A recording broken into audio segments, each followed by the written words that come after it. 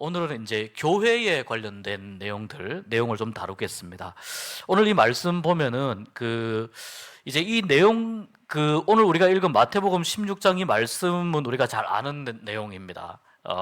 베드로의 신앙 고백이 있고 또 거기에 대해서 예수님께서 그 베드로의 이 신앙 고백 위에 내가 교회를 세우겠다고 했는데 내 교회를 세우겠다고 하셨습니다. 내 교회를 세우리니 이 교회의 특권은 뭐냐면 음부의 권세가 이기지 못하는 그 특권의 권세가 있어요. 교회는 뭐가 있냐면 음부의 권세가 이기지 못합니다.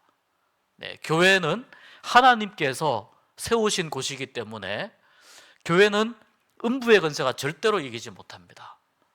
어떻게 하면은 그 음부의 권세가 이기지 못하는 정말 하나님의 뜻에 맞는 그런 교회로, 하나님의 뜻에 합당한 교회로 될 것인가, 그런 내용들을 오늘 말씀을 통해서 좀 생각해 보겠습니다.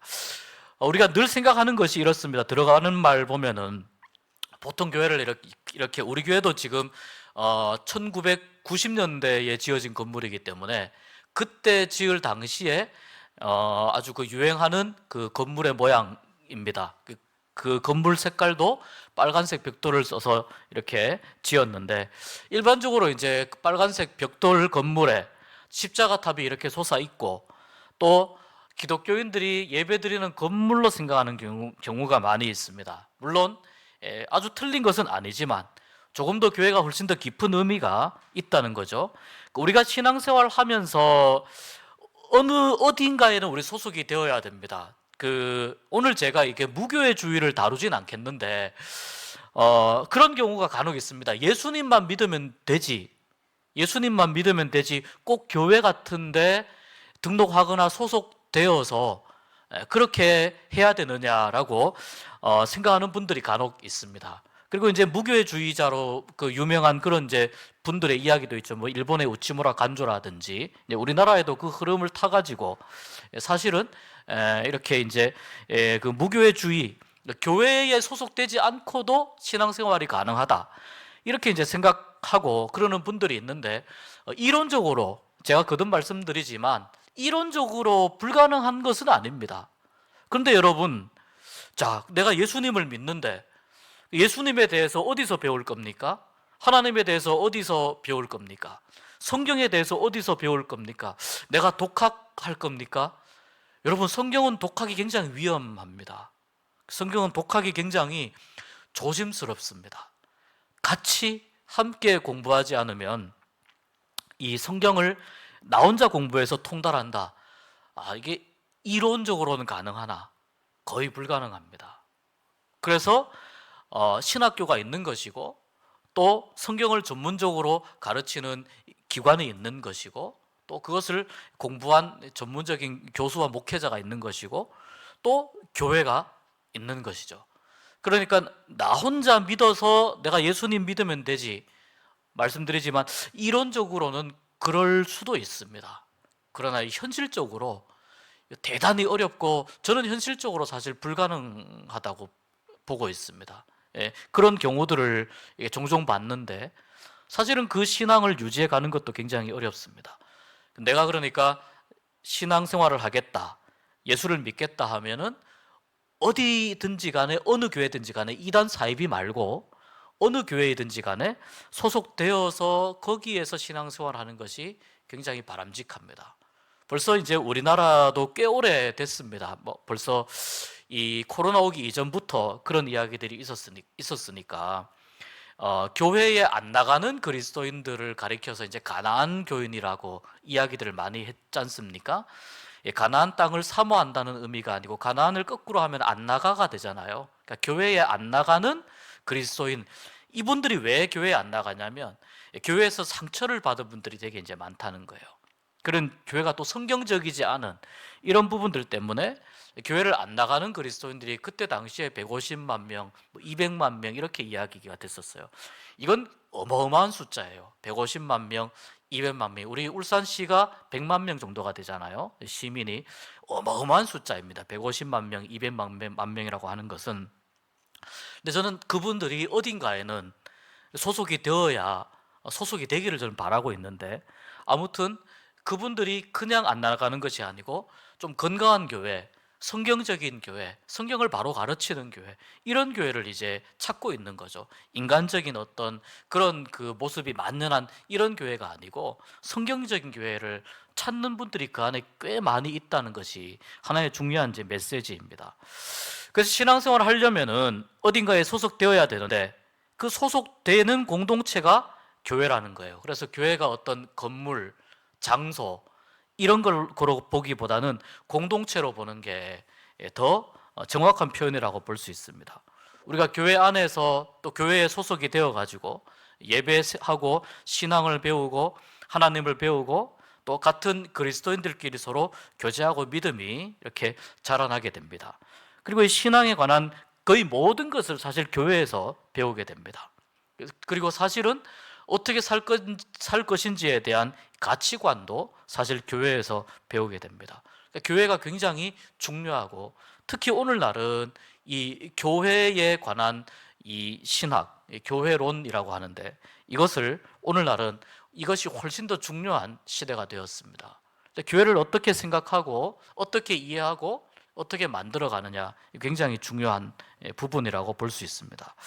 여기 이제 보시면은 이번에 보면 교회는 이제 에클레시아라는 말을 씁니다. 에클레시아는 두 단어가 붙어 있는데 에크하고 칼레오라고 하는 말이 붙어 있거든요. 에크는 어디에서 밖으로 이런 의미가 있어요. 방향을 이야기하는 단어이고 클레오는 불렀다는 뜻입니다. 어디에서 불렀다. 그래서 하나님께서 하나님의 백성들을 어디에서 불러서 함께 모이게 했다. 그런 의미가 있습니다. 제가 마태복음 그 22장 말씀드린 적이 있는데 마태복음 22장 3절에 보면 혼인잔치를 준비한 이 임금이 손님들을 초청하지 않습니까? 그때 초청한다고 하는 이 말이 칼레오라는 말입니다. 그러니까 임금이 어디에 초청했느냐? 혼인잔치에 초청을 했어요. 혼인잔치에. 혼인잔치와 같은 특별한 곳에 초청했다. 이것이 이제 발전해서 에클레시아라는 말로 되는데 하나님이 초청한 사람들, 하나님이 부르신 사람들. 그래서 이제 신약 성경에서 에클레시아가 교회라는 뜻으로 사용이 되게 되었습니다. 어디에서 불렀다는 말이니까 어디에서 부르셨느냐? 죄와 죽음과 사망에서, 거기에서 영원한 생명으로 하나님 자녀의 자리로 하나님의 백성으로 부르셨다는 거죠. 죄악으로 죽을 수밖에 없는 운명에 있는 사람들을 하나님이 복음으로 초청하셨다. 우리는 그 하나님께서 불러서 하나의 공동체를 이루게 하신 그것이 바로 교회라는 거죠. 그래서 교회는 건물이라고 보기보다는 하나님의 부르심에 응답해서 함께 모인 사람들, 함께 모인 무리라고 이야기할 수가 있습니다. 사람들이 같이 모여 있는 모습을 가리키는 말 중에 집단이라는 말이 있고요, 공동체라는 말이 있습니다. 집단이라는 말이 있고 공동체. 집단은 어떤 조직 이런 걸 의미하고 공동체는 생활 운명을 같이 하는 사회 집단이라고 하는 조금 더 집단보다는 고차원적인 의미가 있습니다. 겉으로 보기에 집단이나 공동체나 다 사람들이 모여 있는 건 똑같습니다. 그렇지만 그 안에 있는 사람들의 어떤 관계성, 친밀도, 그 다음에 어떤 목적이냐, 이런 거에 따라서는 굉장한 차이가 납니다. 여러분, 하나님이 우리를 교회로 부르셨는데 하나님은 우리를 집단으로 부르지 않으셨어요. 하나님은 우리를 공동체로 부르셨습니다. 그런데 아까 말씀드린 대로 가나안 교인들이 왜 이렇게 가나안 교인들이 많아지는 이 사회 현상이 왜 일어나느냐? 교회가 공동체의 거룩한 모습을 잃어버리고 집단처럼 될 때 거기에서 사람들이 점점 더 교회에서 멀어져 가게 된다는 겁니다. 친한 사람들끼리만 어울리는 그런 모습, 또 어떤 직분을 받는 것이 마치 이렇게 계급이 한 계급 한 계급 올라가는 것처럼 인식되는 것, 여러분 이거 대단히 비성경적인 부분입니다. 직분을 받는 게 계급이 하나하나 올라간다. 굉장히 비성경적인 이해입니다. 그런 부분. 또 예수님의 정신으로 우리가 좀 낮아져야 되는데, 교회가 어떤 경우에는 세상적인 목적을 이루기 위해서 자기의 어떤 힘을 사용하는 이런 곳으로 바뀐 부분들이 많이 있다는 거예요. 오늘날 교회가 지적받는 모습들이 이러한 모습들이 많이 있다는 거예요. 그래서 용서와 관용의 이런 모습을 찾아보기 어렵고, 서로를 격려하는 모습을 찾아보기 어렵고, 나에게 이익이 안 되면 외면하는 이런 모습들이 교회에 많이 있다면, 이거는 공동체라고 하기보다는 공동체의 모습을 점점 잃어가는 거죠. 공동체의 모습을 잃어가게 되면은 사람들은 모여 있어요. 그런데 그거는 집단처럼 되는 거예요. 그래서 하나님은 우리를 공동체로 부르셨다. 교회는 공동체이다. 어떤 집단이 아니다.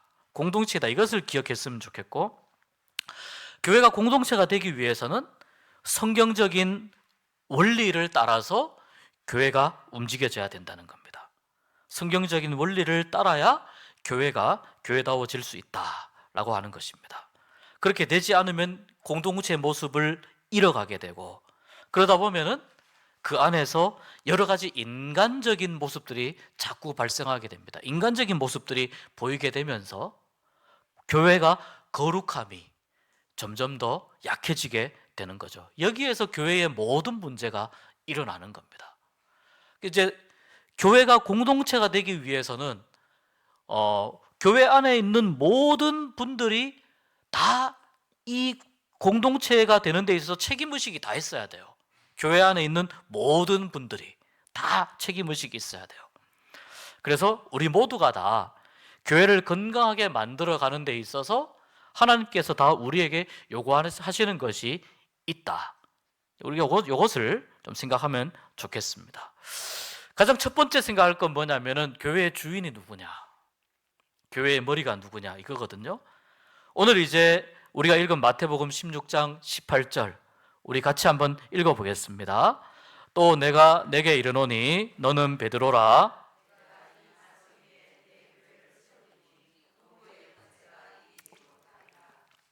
자, 여기 보면 내가 이 반석 위에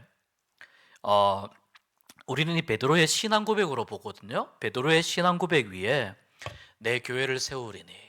그러니까 예수님이 말씀하셨잖아요. 이 신약 성경에서 교회라는 말이 가장 처음 나온 곳이 여기예요. 마태복음 16장 18절입니다. 내 교회라고 그러셨잖아요. 그러면 교회의 주인이 누구입니까? 예수님이시죠. 예수님이시죠. 교회의 주인은 예수님이시다. 또 에베소서 1장 22절 23절 우리 같이 한번 읽어봅니다. 또 만물을 그의 발 아래에 복종하게 하시고 그를 만물 위에 교회의 머리로 삼으셨느니라. 교회는 그의 몸이니 만물 안에서 만물을 충만하게 하시는 이의 충만함이니라. 네. 누가 교회의 머리라고요? 예수님이 교회의 머리이고, 교회는 뭐냐면은 예수님의 몸이라고 하는 거예요. 교회는 예수님의 몸이고 예수님이 교회의 머리이시다라는 겁니다. 그러니까 교회의 주인은 그래서 예수님입니다.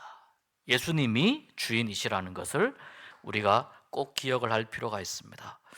교회 안에 보면은 여러 가지 이제 다양한 은사도 있고 다양한 역할이 있는데, 하나님은 교회 안에 있는 그 다양한 사람들에게 다양한 은사를 주시고 역할을 주셔서 교회를 섬기게 하셨습니다.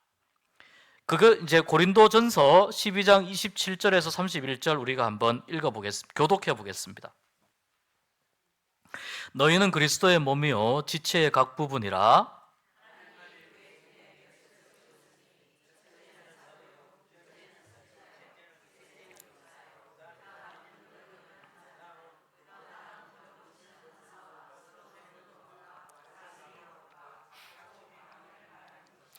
다 사도이겠느냐?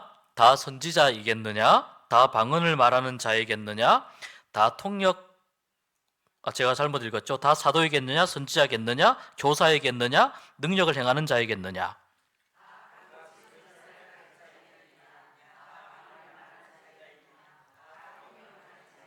같이 읽겠습니다. 너희는 더욱 큰 은사를 사모하라. 내가 또한 가장 좋은 길을 너희에게 보이리라.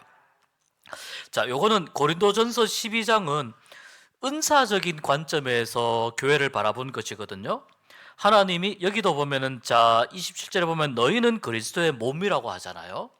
그러니까 교회는 그리스도의 몸이고 다 지체라는 거예요. 우리 전부가 다 지체라는 거예요. 그래서 이렇게 생각하는 경우들이 있어요. 아, 설마 뭐 나 하나쯤이야 라고 생각하는 경우들이 있어요. 그렇지 않아요. 나 하나쯤이야 아니고 나 하나쯤이야 생각하는 그분을 위해서 예수님이 십자가에서 못 박혀서 죽으셨다니까요.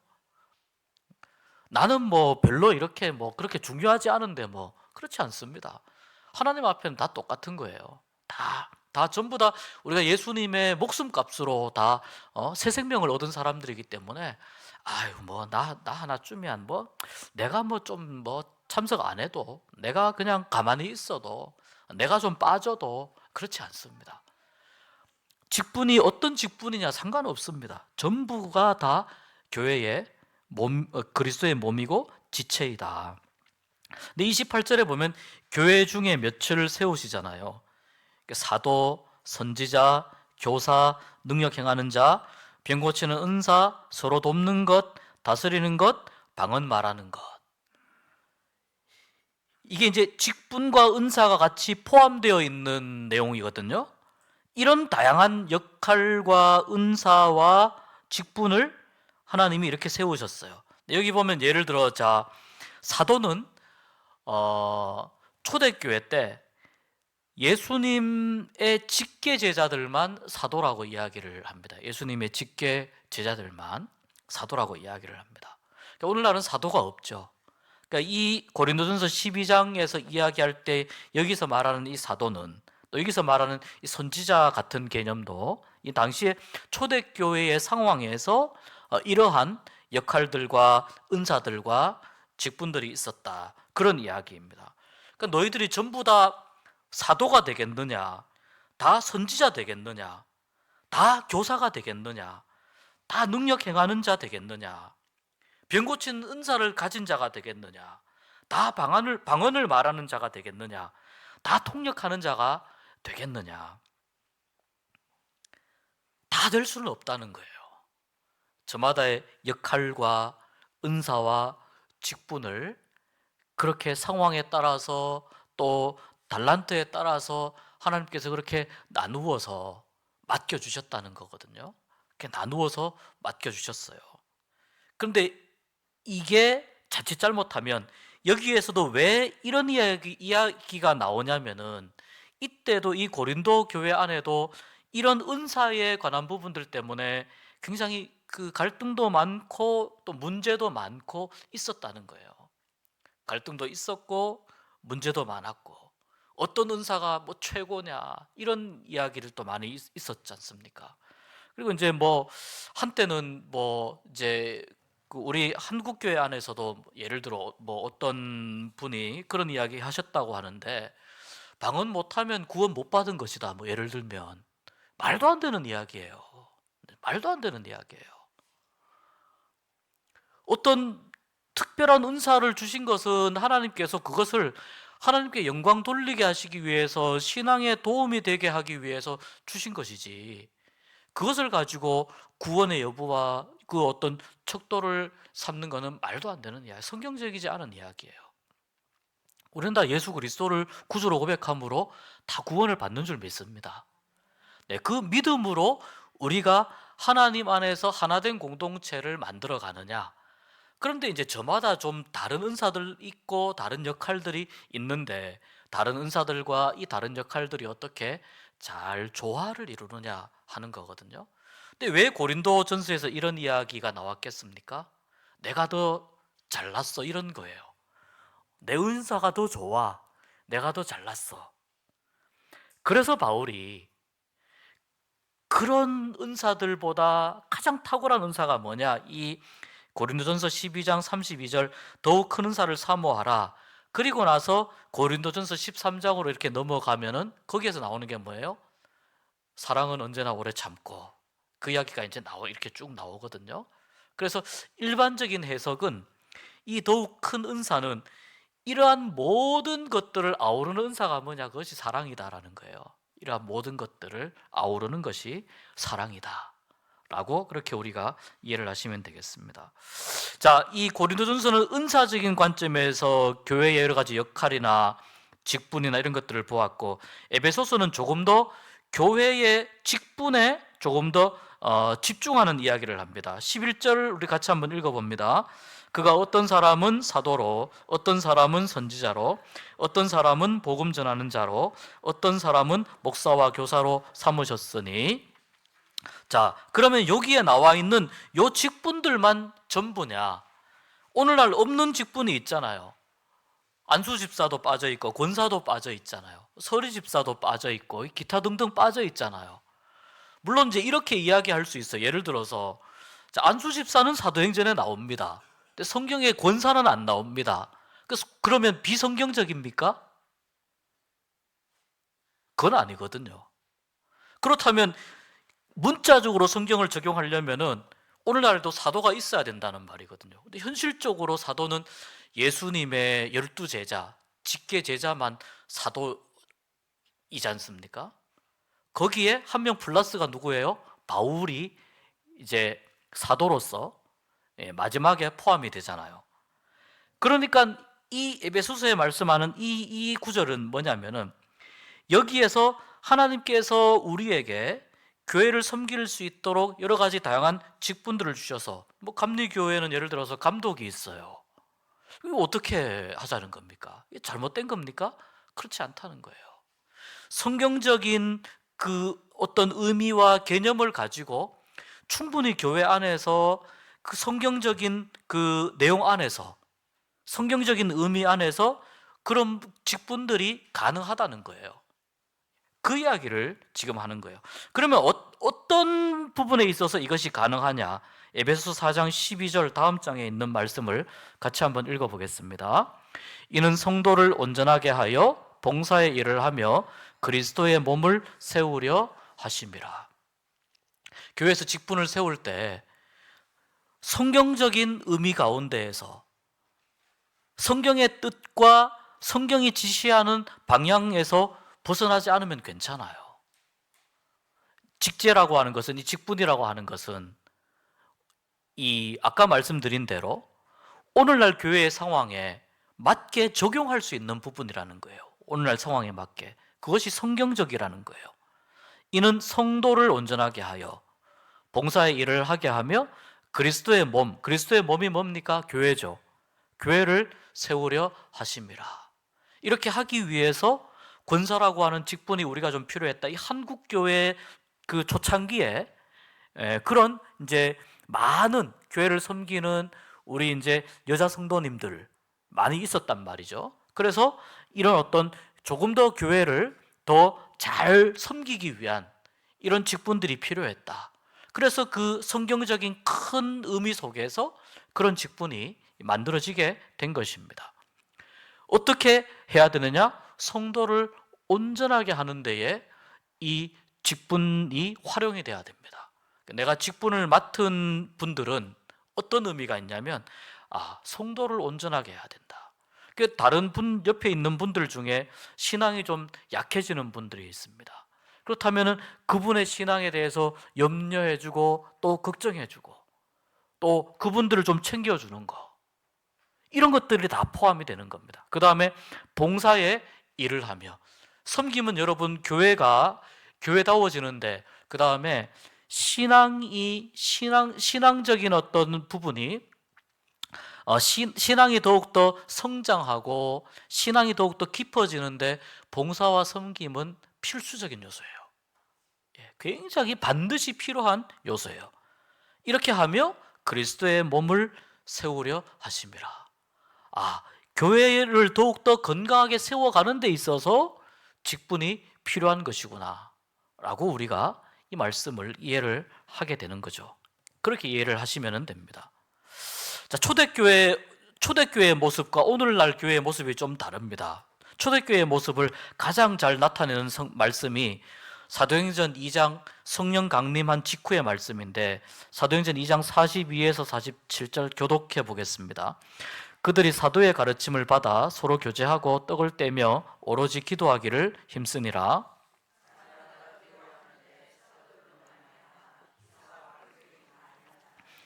믿는 사람이 다 함께 있어 모든 물건을 서로 통용하고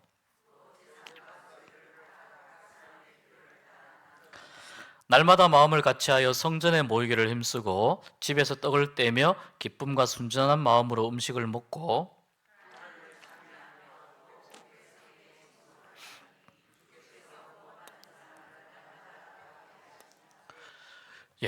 그 초대교회의 모습을 가장 잘 설명한 말씀이 이 말씀입니다. 그렇다면 이것도 역시 만약에 성경적으로 적용을 하게 될 때 오늘날 교회가 따라가지 못하는 부분들이 여러 가지 많이 있어요.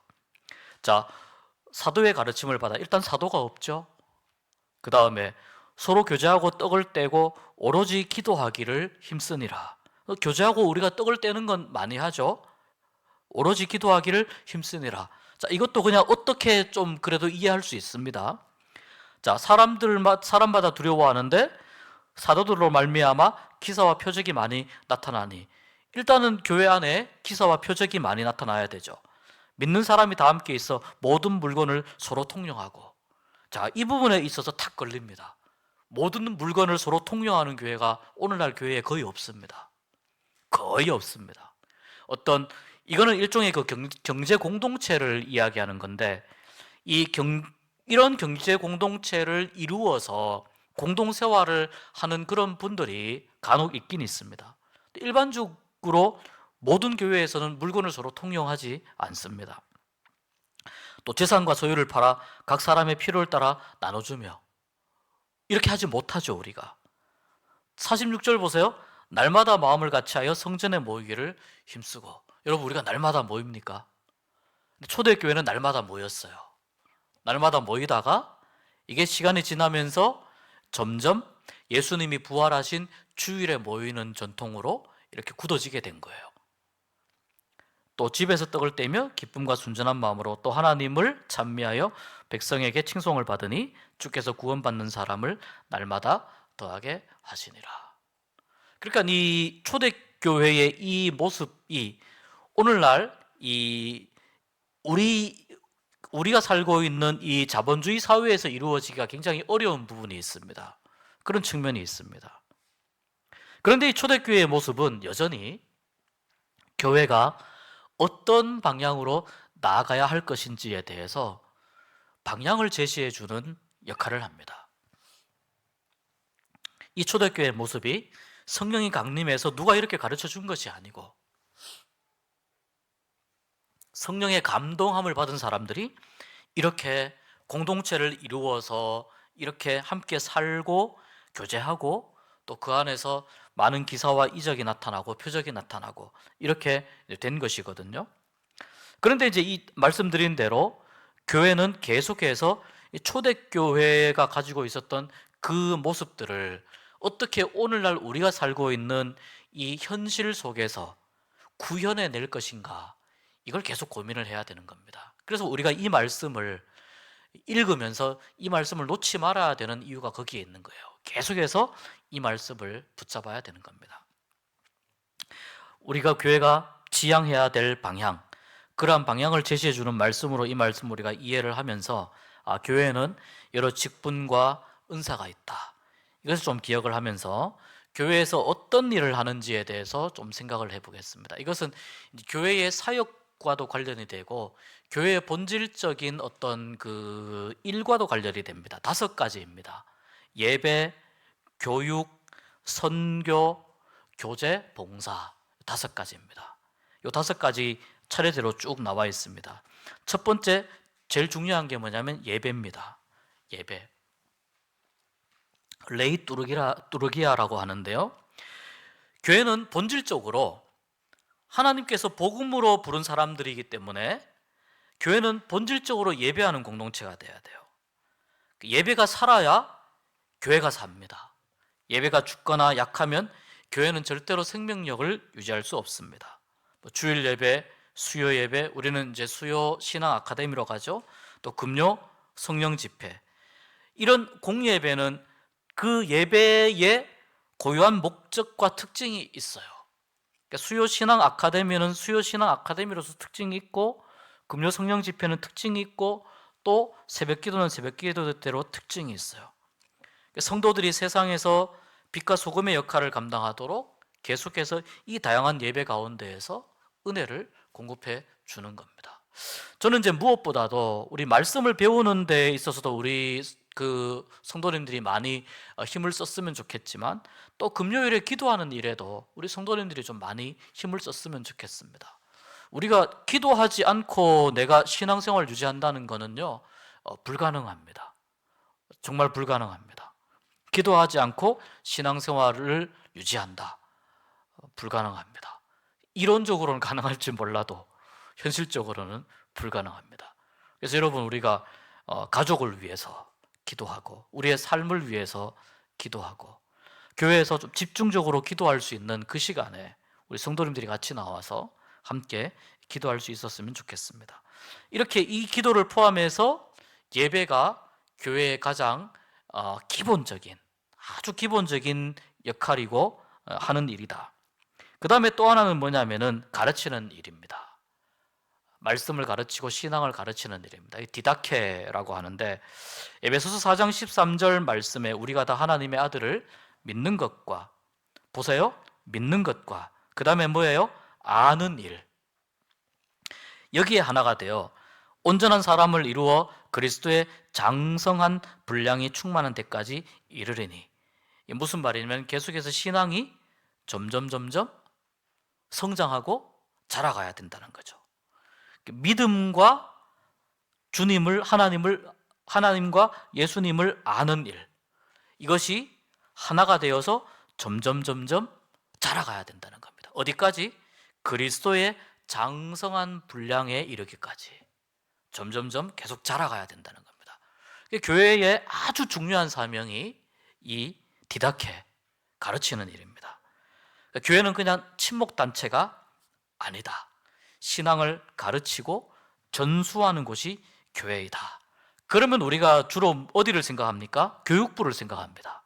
아이들, 청소년들, 여기는 당연히 신앙을 가르치고 전수해야 되는데, 자, 이게 가능하려면 보십시오. 이게 가능하려면 아이들을 가르치는 교사들도 계속해서 양육을 받아야 되죠. 계속해서 양육을 받아야 됩니다. 그런데 이 역할을 하라고 하나님께서 목회자에게 이 역할을 맡겨주신 거예요.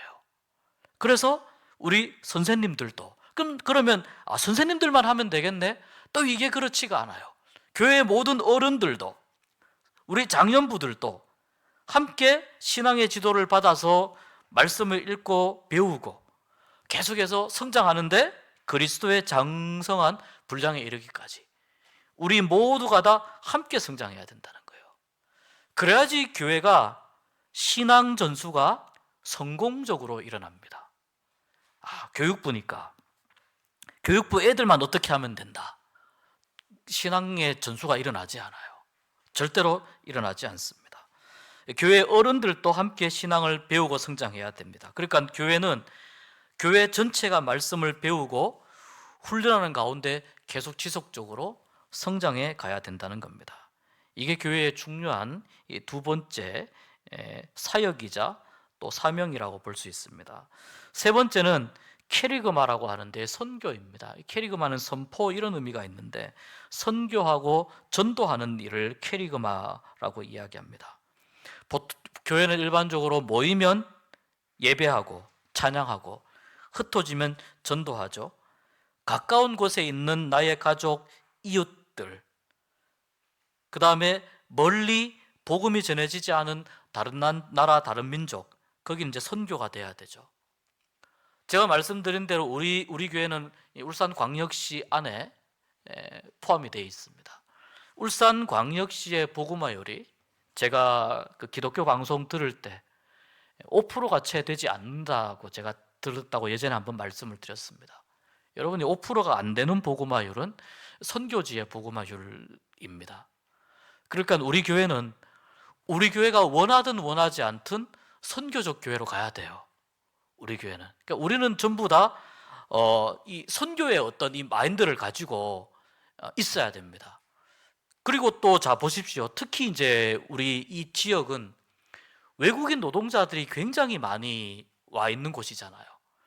어떻게 하면 외국인 노동자들과 좀 접점을 가질 수 있을까? 이런 고민들을 우리가 좀 해야 되는 거죠. 왜냐하면 우리 교회가 여기 있기 때문에. 다른 지역에 있으면 또 그 지역에 필요한 사역을 찾아야겠지만 우리 교회가 여기 있기 때문에 복음화율이 굉장히 낮은 이 지역에서 많은 외국인 노동자들이 오고 가는 이런 상황 속에서 우리 교회는 본질적으로 선교적 교회가 될 수밖에 없다. 그래서 우리가 늘 선교에 관한 생각들을 머릿속에 하고 있어야 됩니다. 교회를 딱 나가면 나는 선교지에 와 있다. 이렇게 생각하시면 좋습니다. 자, 그다음에 네 번째는 뭐냐면 교제입니다. 교제는 코이노니아입니다. 코이노니아. 아까 말씀드렸잖아요. 공동체는 교제가 일어나는 곳입니다. 집단은 교제가 일어나는 곳이 아니에요. 그리고 이 교제는요, 여러분 세상적인 사교와는 달라요. 세상적으로 사람 사귀는 방식하고 교회에서 사람 사귀는 방식이 달라요. 우리가 여기에 신앙 안에서 서로를 성장시키기 위한 사랑의 교제에 대해서 우리가 좀 배우고 훈련해야 돼요. 초대교회 그리스도인들이 그때 당시에 이렇게 이야기했다는 거예요. 당신은 그리스도인처럼 사랑하는 사람들을 본 적이 있습니까? 이렇게 이야기했다는 거예요. 우리가 먼저 신앙 안에서 교제하는 것이 어떤 교제인지 이런 부분들에 대해서 우리가 조금 더 이 공부가 되어야 됩니다. 그런데 이게 우리가 좀 그 교회가 이 모든 5가지 사역이 아주 잘 이루어지기 위해서는 우리가 성령 충만하면 이런 부분들이 굉장히 많이 순조롭게 이루어질 수 있어요. 그래서 우리가 계속해서 성령 충만함을 위해서 기도하는 그런 교회가 되어야 됩니다. 그 다음에 5번째, 섬기는 일, 봉사하는 일, 디아코니아입니다. 이런 분들이 있습니다. 나는 예배만 드리고 다른 봉사활동을 하지 않겠다. 또 봉사하다 보면 그 의견도 안 맞고 또 왠지 나만 봉사하는 것 같아요. 아무도 안 도와주는 것 같아요. 그러다 보니까 혼자 막 진땀 흘리면서 봉사하다 보니까 마음에 좀 상처도 받고 이러다 보니까 차라리 그저 혼자 예배 드리는 게 낫다. 이렇게 생각하는 경우도 있습니다.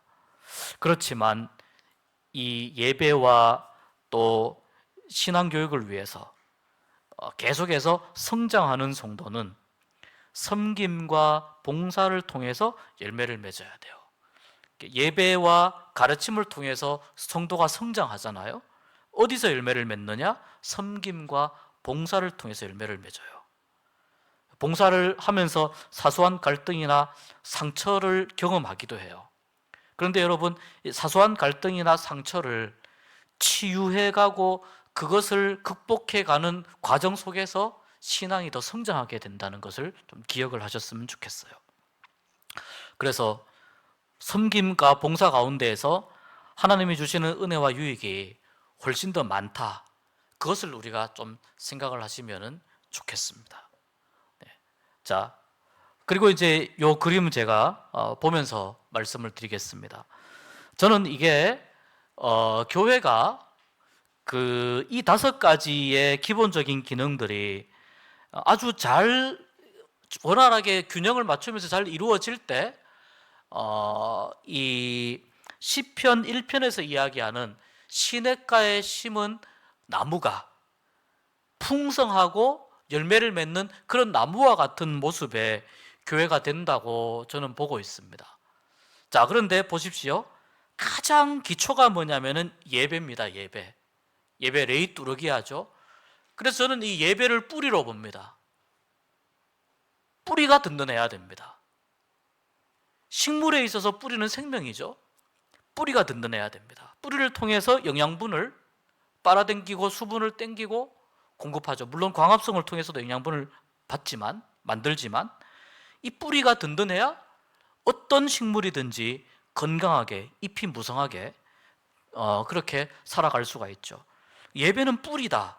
그렇게 생각했으면 좋겠고요. 그 위에 보면은 디다케 있죠. 교육과 훈련. 디다케는 뭐냐면은 줄기예요. 나무까지. 나무 기둥과 줄기가 디다케예요. 그러니까 뭐냐면은 이 나무를 지탱하는 힘이 어디에 있느냐? 바로 가르침에 있어요. 그래서 말씀을 배우고 신앙을 배울 때 이 줄기가 힘을 받는 거예요. 힘을 받아서 튼튼해지는 거예요. 자, 그러면 잎은 뭐냐? 잎은 저는 두 가지가 같이 포함되어 있다고 보는데 봉사와 교제가, 디아코니아와 코이노니아가 잎이라고 저는 보고 있습니다. 자, 교제가 풍성한 교회를 한번 생각해 보십시오. 여기저기에서 소그룹이 같이 커피 마시면서 교제하고 또 떡볶이 먹으면서 교제하고, 자, 이러는 모습을 밖에서 온 사람들이 막 여기저기에서 막 서로 웃으면서 교제하고 서로 막 같이 한번 모였는데 헤어지기 싫어서 일주일 뒤에 만나는 게 너무 아까워서 헤어지기 싫어하는 그런 어떤 교제의 모습이 일어나는 부분하고, 예배 딱 드리고 전부 다 그냥 딱 무표정한 채로 교회당을 쫙 빠져나가는 교회하고, 여러분 어느 교회 가고 싶겠습니까? 풍성한 교제가 일어나는 교회에 당연히 가고 싶죠. 그 다음에 또 하나, 자, 봉사, 섬김. 섬김이 풍성한 교회. 서로 예를 들어 어떤 부서에 좀 도와주실 분을 모집합니다. 교사를 모집합니다. 교사가 10명이 필요합니다. 그런데 10명이 필요합니다라고 한 달 내내 광고를 했는데 지원자가 3명밖에 없는 교회하고, 10명이 필요합니다 그랬는데 지원자가 20명이 넘는 교회하고, 어느 교회가 더 풍성할 것 같습니까? 당연히 지원자가 많은 교회가 풍성하죠. 그러니까 이 봉사하는 일과 섬기는 일과 교제하는 일은 얼마나 이 나무가 무성한 잎으로 가득 채워지느냐 그렇지 않느냐를 결정하는 거죠. 그 다음에 선교는 뭐냐면은 꽃과 열매로 봅니다. 선교는 캐리그마. 그러니까 결국 우리가 계속해서 교회가 이렇게 건강한 모습이 되면은 자연스럽게 꽃이 피고 열매를 맺게 되죠. 마찬가지로 교회가 이렇게 건강하게 되면은 자연스럽게 선교적 교회로 나갈 수밖에 없어요. 그래서 이 선교를 통해서, 전도를 통해서 교회가 당연히 열매를 맺게 되는 거죠.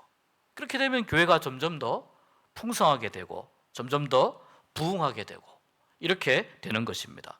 그러니까 예배와 교육과 봉사와 교제와 선교, 이 5가지 교회에서 일어나는 이 일들이 아름답게 잘 조화를 이룰 때 그 교회는 건강한 나무처럼 잎이 무성하고 꽃이 피고 열매를 많이 맺는 그러한 나무처럼 건강한 교회가 됩니다. 여러분, 교회가 건강해지면 자연스럽게 좋은 소문이 날 수밖에 없어요. 교회가 건강해지면. 그러면 오지 말라고 해도 자연스럽게 그런 교회를 찾아서 오는 분들이 있습니다. 찾아서 오게 됩니다.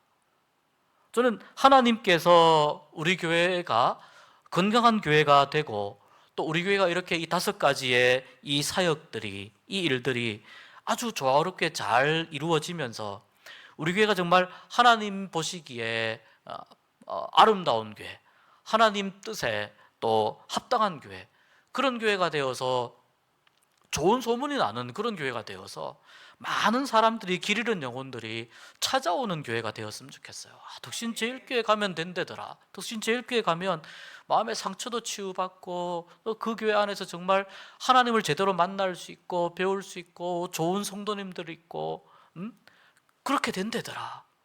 그런 교회가 다른 교회가 아니라 우리 교회가 되었으면 좋겠습니다.